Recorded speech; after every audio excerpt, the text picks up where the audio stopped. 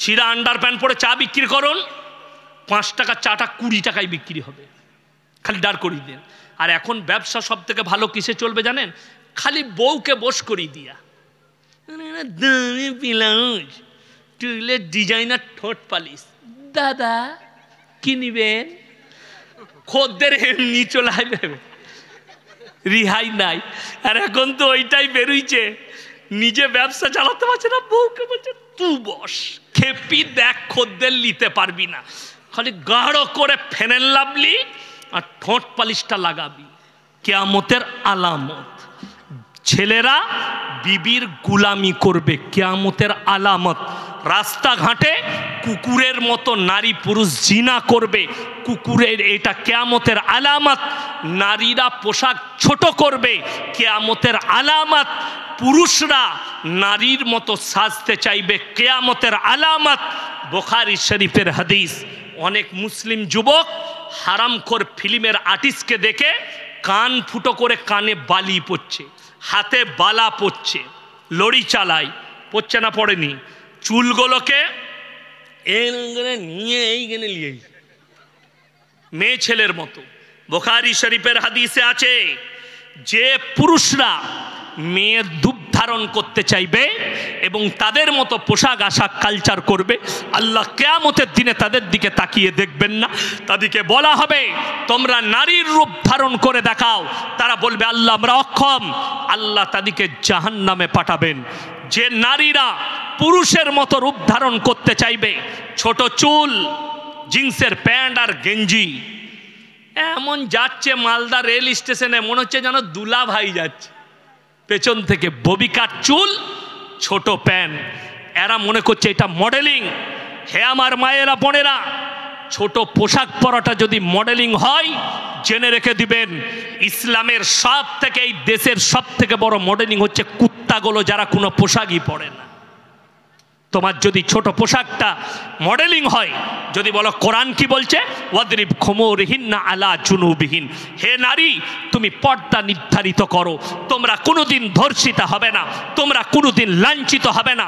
এটা ইসলাম বলছি, এটা শরীয়ত বলছি আপনাকে। আমার মা আমার বোন নিজেদিকে ঢেকেলেন।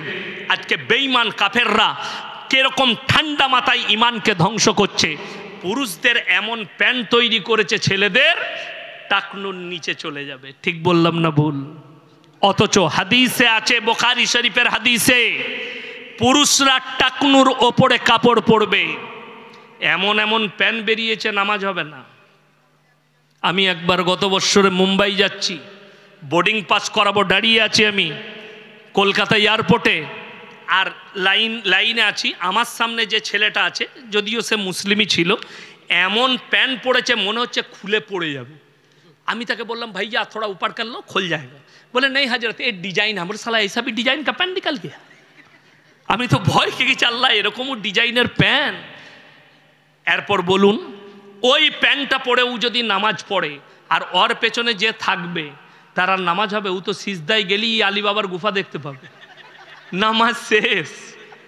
হারাম, ওই ধরনের প্যান্ট পরা হারাম। আর বেঈমান কাফেররা এই চালটাই চলেছে, এদের ইমান যেন ধ্বংস হয়ে যায়, এদের ইমান যেন মাটির তলে মিশে যায়। এরা এমন পোশাক আশাক পরে যেন এদের পা, এদের শরীর জাহান্নামের আগুনে জ্বলে। যে অংশটা ঢাকা থাকবে মাথায় রাখবেন, সেই অংশটা জাহান্নামের আগুনে জ্বলবে। আগে চলুন, মায়ের দিকে বলছি, এমন পোশাক তৈরি করছে বেঈমান কাফেররা। এখন মেয়েরা এই জায়গায় সালোয়ার পরছে এরকম, ঠিক বললাম না ভুল বললাম? এরকম ওপরে বেঈমান কাফেররা তৈরি করেছে। কিছু কিছু মেয়ে আবার এইখানে কালো সুতো বাঁধছে। এটা কেন বেঁধেছিল? বলে লজ্জা লাগবে না, গলায় দড়ি বাঁধলো, মরবি না। শুধু শুধু ওর থেকে বড় শিরক আর কিছু নেই। কথা বলুন, দড়ি বেঁধে মানুষের নজর হাঁটে, বড় কষ্ট লাগে। নাউজবিল্লাহ। এই ধরনের কথা বলা, এই ধরনের ব্যবহার করা, শুনে নাও, ওই মেয়েটা যারা পায়ের অঙ্গ বার করবে, মেয়েদের জন্য বুখারী শরীফের হাদিসে এসছে টাকনুন নিচে পর্যন্ত কাপড় পরবে, তাদের পায়ের অংশ যেন দেখা না যায়। যে মেয়েরা পায়ের অংশ বার করে রেখে দিবে, ওই জায়গাটা জাহান্নামের আগুনে জ্বালানো হবে। দুটো কারণে জ্বলবে। এক হচ্ছে রসুলের হাদিসকে অমান্য করা, দ্বিতীয় হচ্ছে ওই অংশটা দেখার পরে যে পুরুষদের মনে জিনার ওয়াসওয়াসা আসবে, সেই পাপটা সম্পূর্ণ তাদের মাথায় চাপবে। আজকে বড় কষ্ট লাগে, বেঈমান কাফেররা ওটাই চেয়েছে। এই দেখুন, 1 জানুয়ারি আসবে, 1 জানুয়ারিতে মুসলমানরা ফিস্টি করে না? করে না? যদুপুরের লোকরা করবে না, ওরা ভালো, তাই না? ডিজে বক্স বাজিয়ে হারাম। ডিজে বক্স বাজিয়ে শুধু নয়, যদি বিনা বক্সে যদি ফিস্টি করেন 1 জানুয়ারি হারাম। 25শে ডিসেম্বর যে মুসলিমরা পালন করবে হারাম। যদি বলেন কোরআনের কোথায় আছে গায়রিল মাগজুবি আলাইহিম ওয়ালাদ দাল্লিন, মাগজুম মানে ইহুদি আর দাল্লিন মানে নাসারা, এই দুটো দলই পদভ্রষ্ট, আর এদের যারা অনুসারী হবে তারাও পদভ্রষ্ট হবে। 25শে ডিসেম্বর খ্রিস্টান ইহুদিদের, 1 জানুয়ারি ইহুদিদের, এই দুটোই দলই পদভ্রষ্ট। আর তোমরা এদের অনুসারী হয়েছ, তোমরাও কিয়ামতের দিনে পদভ্রষ্ট হবে। যদিও তোমার বাপ নামাজি হয়, যদিও তোমার মা নামাজি হয়, তুমি এই বাতিলের সঙ্গে যোগদান করার জন্যে তোমাকে পদভ্রষ্ট করা হবে কিয়ামতের দিনে। তোমার নামাজ ফাঁকা থাকবে, তোমার আমল ফাঁকা থাকবে, যেহেতু তুমি বেঈমান কাফেরের আখলাককে নিজের করে নিয়েছো। সবাই বাজবো তো? জোরে বলুন ইনশাআল্লাহ। ভেবে দেখুন তারা ঠান্ডা মাথায় কিভাবে আপনার আমার সন্তানকে জিনা করাচ্ছে, আপনি অনুভব করতে পারবেন না।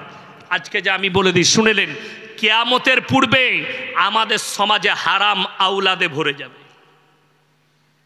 মেয়েদের জন্য পর্দা করা ফরজ না ফরজ নয়? ফরজ। আমাদের সমাজে সব থেকে কম বেতন কার?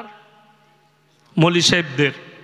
আপনি একটা জিনিস ভেবে দেখুন, আপনাদের গ্রামের মৌলী সাহেব, আমার মাদ্রাসায় 11,000 টাকা বেতন, আপনার কত? 8,000। কত ভাই? 11-12, মানে আমার লাইনই। ভেবে দেখুন, ইনি তাহলে নিশ্চয়ই মনে হয় লটারির টিকিট কাটে। কথা বলে না এরা? আমিও কাটি মনে হয়। নাউজবিল্লাহ। লটারি যদি হালাল হতো আমরা মৌলবীরা আগে কাটতাম তো। যেমন আমি কালকে বলেছি, ভাই যুবক ছেলেরা, তোমরা যারা আমাদের কাছে মৌলবীদের হুজুরদের কাছে যাও, আমি একটা মেয়েকে প্রেম করতাম, তাকে তাবিজ করে এনে দাও। তোমার বুদ্ধি নেই? তাবিজে যদি মেয়ে পাওয়া যেত, আমরা মৌলবীরা কেউ গরিব হতাম? কথা বলে না? তাবিজে মেয়ে পাওয়া গেলে আমরা মৌলবীরা গরিব হতাম? আমরা খালি খোঁজ করতাম বাপের একটা বিটি কার আছে দেখ, আর গাদা টাকা, মার তাবিজ আর টেনে, ইমামতি লাগবে না। আমরা মৌলবীরা বুকা নাকি? খেপা পেয়েছেন? পাগল যারা তাবিজ নিতে যায় তারা বুকা। এখন তো অনেক মাল বেরিয়েছে, বলছে কারো বউ পালিয়ে গেলে 72 ঘন্টায় এনে দেয়। খোঁজ নিয়ে আমি বলেছি একটা জলসায়, যদি লোকের বউ নিয়ে পালানো জায়েজ হতো, তা আমি আগে ওই হারামখোরের বউকে নিয়ে পালাতাম। তুই কি করে 72 ঘন্টা নিয়ে আসিস সেটা দেখব। নাউজবিল্লাহ। এদের থেকে সাবধানে থাকবেন, এই প্রতারকদের কাছ থেকে দূরে থাকবেন। হে আমার যুবক, তোমার তকদিরে যে মেয়েটা আছে সেটা কেউ কাটতে পারবে না, আর তোমার তকদিরে যেটা নাই গোটা পৃথিবীর মৌলবি এক কাছে হয়ে আমল করলেও তোমার তকদিরে আনতে পারবে না, যদি আমার আল্লাহ না লিখে থাকে। পারবে? পারবে না। অথচ তোমার পয়সাটা শুধু শুধু তাবিজে যাচ্ছে, ফালতু যাচ্ছে। আর অনেক মৌলবি বেরিয়েছে, ওই 7,001 টাকা লাগবে। কি বুঝলেন? কি কি লাগবে? একটা হরিণের লাবি। হরিণের লাবি কোথায় পাওয়া যাবে? এই গোটা মালদা টাউনে খুঁজে পাই নাই। কে আনবে? হুজুর। হরিণের লাবি পাবি কোথায়? ও এখন ছাগলের লাবি নিয়ে কুস্তরি মাখিয়ে আরাম করকে দিয়ে দিয়েছে। এই তো ধান্দা চলছে। আমাদের ওইখানে একজনের ডাব গাছে শিকড় ভরে দেয়, দিয়ে বলে এটা কি গো? স্বপনে পেয়েছি। সালা স্বপনে। আর ভেঙে দেখছি ডাব গাছে শিকড় আরাম করে ভরেছে। লোকরা বিশ্বাসে লিখছে আর মনে করছে কাজ হচ্ছে। নাউজবিল্লাহ। আল্লাহ হেফাজত করুক আমার সমাজকে। বেঈমান কাফেররা ঠান্ডা মাথায় আপনাকে জিনা করাচ্ছে, এমন ভাবে জিনা করছে আপনি অনুভব করতে পারবেন না। আমাদের যারা স্কুল কলেজের ছাত্র আছে তারা মৌলবি বিরোধী হয়ে যাচ্ছে, কোরআন বিরোধী, রসুল বিরোধী। দাড়ি টুপির বিপক্ষে চলে যাচ্ছে, তার কারণ বেঈমান কাফেররা ঠান্ডা মাথায় এদের দ্বারা ব্যভিচার করাচ্ছে। নাম্বার 1, 14ই ফেব্রুয়ারি ভ্যালেন্টাইন ডে, নাম দিয়েছে ভ্যালেন্টাইন ডে, কাজ হচ্ছে জিনা করা। নাম দিয়েছে রোজ ডে, কাজ হচ্ছে জিনা করা। তারা নাম দিয়েছে কিস ডে, কাজ হচ্ছে জিনা করা। তারা নাম দিয়েছে চকলেট ডে, কাজ হচ্ছে জিনা করা। এগুলো ইহুদি নাসাদের একটা চাল, এই মুসলিমরা যেন ইমান হারা হয়, ঠান্ডা মাথায় এদিকে জিনাই লিপ্ত করে দাও। আমাদের যুবক যুবতীরা জিনা করছে। যেমন এখন অনেক যুবক, আমাদের অনেক ছেলে আছে, ইয়ং ছেলে, তারা আমাদের মতো মৌলবীকে ভালোবাসে না। কেন? এরা জিনার বিপক্ষে, এরা প্রেমের বিপক্ষে। এরা ভালোবাসে কাকে? বাংলাদেশের এক হারামখোর আছে আবরারুল হক আসিফ, সে প্রেমের প্রমোট করে। সে বলছে তোমার যদি কোনো মেয়েকে পছন্দ হয় তাকে প্রপোজ করে দাও। আমি একটা জলসায় বলেছি, তা বাজারে যদি তোর মাকে দেখে আর আমার ভালো লাগে তো তোর মাকে আমি আই লাভ ইউ বল দেবো? পাগল ছাগলের কথা নয় এটা, এটা ইসলামে জায়েজ নেই। প্রপোজ করাটা ইসলামে হারাম। যুবক শুনে যাও, কোনো মহিলাকে যদি তোমার মেয়েকে পছন্দ হয়, তার বাড়িতে তুমি শরীয়ত সম্মত প্রস্তাব পাঠাবে বিবাহের। যদি তোমার তকদিরে থাকে হবে, না হলে হবে না। আল্লাহ নবীর বিটি হযরতে ফাতেমাতুজ জাহরা রাদিয়াল্লাহু তাআলা আনহার জন্য প্রথম বিয়ের প্রস্তাব পাঠিয়েছিলেন হযরতে উসমানে গনি রাদিয়াল্লাহু তাআলা। প্রস্তাব ফিরে এসছে, বিবাহ হয়েছে হযরতে আলীর সঙ্গে। তোমার তকদিরে থাকলে কেউ মিটাতে পারবে না, আর যদি তকদিরে না থাকে কেউ জুটাতে পারবে না। নবীজি বললেন, হে উসমানে গনি, তুমি অনেক সুন্দর বিবি পাবে, ফাতেমা অনেক সুন্দর স্বামী পাবে। হযরতে আলীর সঙ্গে বিবাহ দেয়া হলো, প্রস্তাব ফেরত গেল। মন খারাপ করেনি, বড় কষ্ট লাগে। তুমি প্রেমটাকে হালাল করতে চেয়েছো। সব থেকে বড় অপরাধ, আপনাদের মালদা ডিস্ট্রিক্টে ধারে বউ পাওয়া যায়, শুনেছেন? হ্যাঁ হ্যাঁ, ধারে বউ। আমি ওই মালদায় সুজাপুরের কাছে এক জায়গায় জলসা করছি, এইরকম ছোটোখাটো প্যান্ডেল লয়, 20 থেকে 25,000 শ্রোতা, এইরকম 10টা প্যান্ডেল হবে, মেয়ের একদিকে ছেলের একদিকে। এই স্টেজ লয়, এরকম 4টা স্টেজ তৈরি করেছে। আমি মিডিল পয়েন্টে আছি, আমার বয়ান শুরু হবে। দুদিকে দু জায়গায় 2টো করে 4টা মেয়ে বসে আছে, ছেলে, তাদের বিয়ে হবে। মেয়ে নয়, ছেলে বিয়ে হবে। বিয়ে কি? হুজুর বিয়ে মরাচ্ছে, 80,000 টাকা দেলমোহর, 200 টাকা লগত। আল্লাহ, 200 টাকায় বউ পাওয়া যাচ্ছে মালদায়। তারা যখন সব শেষ হয়ে গেল, আমি দেখলাম খুতবা পড়বো না, আগে এইটাকে ছেড়ে লি, নাহলে বেচারাটা চলে যাবে। আমি বললাম, বাবা আমি সেদিনে ট্রেনে এসেছিলাম, তো আমার রাতের বেলায় আবার পদার্থিকের টিকিট ছিল। আমি বললাম, বাবা আমি 800 টাকা নিয়ে ঘর থেকে বেরিয়েছি, 200 টাকা ট্রেনে খাওয়া দাওয়া করেছি, পকেটে 600 টাকা আছে, ঘরে একটা বউ আছে, 600 টাকায় 3টে ধারে বউ নিয়ে যাব, তাহলে 4টা হয়ে যাবে। কথাটা বুঝতে পারেননি? তারা প্রথমে আঁচ করতে পারেনি। শরীয়ত বিরোধী 79,800 টাকা ধার আর 200 টাকা লগত। এরা কিভাবে দিনকে বিকৃত করছে। যে মৌলবি নিকাহ পড়াচ্ছে সেও বলতে পারছে না এটা ইসলাম। শরীয়ত বিরোধী। যেহেতু রসুল আকরাম সাল্লাল্লাহু আলাইহি সাল্লাম যখন বিবাহের প্রস্তাব দিয়েছে, হযরতে আলীর কাছে টাকা ছিল না, রওয়ায়েতে আছে তিনি নিজের যুদ্ধের জামাটা বিক্রি করতে গেছেন মার্কেটে, তারপরে পয়সা এনেছেন, কিনেছেন হযরতে উসমানে গনি, এবং তারপরে ওই জামাটা আবার গিফট করে দিয়েছেন হাদিয়া। তারপরে বিবাহ করেছেন লগত টাকা দিয়ে। আরে 5,000 টাকা দাও, কিন্তু লগত দাও, লোক দেখানি পয়সা দিয়ে লাভ নেই।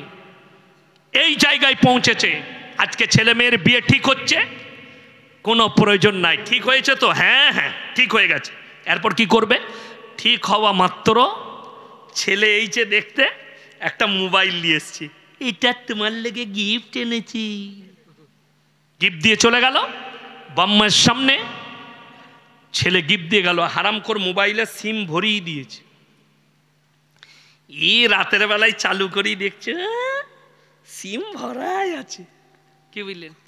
হ্যালো, প্রথম ফোন লাগাইছে একদম জানের সদর্গে, কেমন আছো? ভালো। এই যে কথা শুরু করলে, ফজরের সময় শেষ, এরপর যখন ফোনটা রেখে দিবে, ঘরে সবাই উঠে পড়বে, রাখছি। রাখবে, একটা দিবে না। আরে যারা বুঝার তারা বুঝে গেছে। হাসছে দেখো কিরকম, নাউজবিল্লাহ। হারাম। সেই দুটো পরিবার, এই দুটো ছেলে মেয়েকে জিনায় লিপ্ত করে দিল। শরীয়ত বলছে এটা ইসলাম সম্মত হারাম। যতদিন না ইজাব কবুল করানো হচ্ছে, শরীয়তে হারাম। বিবাহ হয়ে যাবে, তা না হলে যেদিনে মোবাইল দিয়া দিয়ে হচ্ছে ওইখানে বিবাহ করে দাও, অনুষ্ঠান পরে করবে দরকার পড়লে। বিবাহ হয়ে গেল, কথা বলুক আর একসাথে শোক, শরীয়তে হারাম নয়। আমরা এই ভুলটা করি। আপনারা বলুন, বিয়ের একদিন আগে বিয়ে ভাঙতে পারে না পারে না? বিয়ের দিনে বিয়ে ভাঙতে পারে না পারে না? যাদের মনে হয় যে বিয়ের দিনে বিয়ে ভাঙবেন, আমাদের বর্ধমানে গোস্তর বালতি নিয়ে মারামারি, বিয়ে ভেঙে গেল। হ্যাঁ,